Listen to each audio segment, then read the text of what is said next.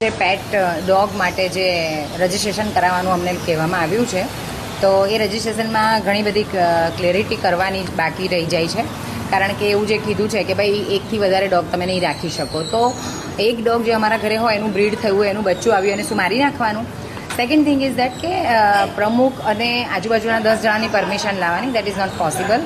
અને સોસાયટીના લેટરપેડ પર ઘણી સોસાયટીઓ રજીસ્ટર જ નથી થઈ, તો એનું લેટરપેડ માનવીયમાં રાખવામાં આવતું નથી. બાકીનું જે પણ નોર્મલ જે 1968ના જે રજિસ્ટ્રેશન ઠરાવ મુજબ જે રજિસ્ટ્રેશન કરાવવાનું છે એના માટે અમે રેડી છીએ. અને બાકીના જે વધારાના નિયમો, અને અમદાવાદનું અને નવસારીના ફોર્મ અલગ છે.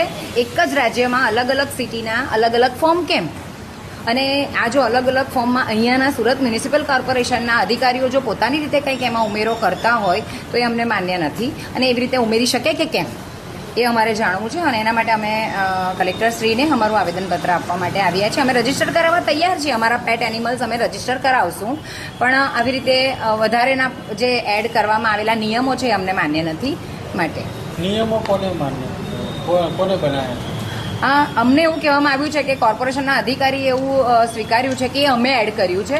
કારણ કે જ્યારે આજુબાજુવાળા સાથે ઝઘડો થાય પેટ એનિમલ્સના ઓનરનો, તો ત્યારે કોર્પોરેશનના માણસોને પોલીસ સ્ટેશનમાં જવું પડે છે અને એ લોકોને જવાબ આપવો પડે છે. આવું અમને એક કોર્પોરેશનના અધિકારી દ્વારા સમજાવવામાં આવ્યું, અને તેથી આ 2 નિયમો અમે એડ કર્યા છે.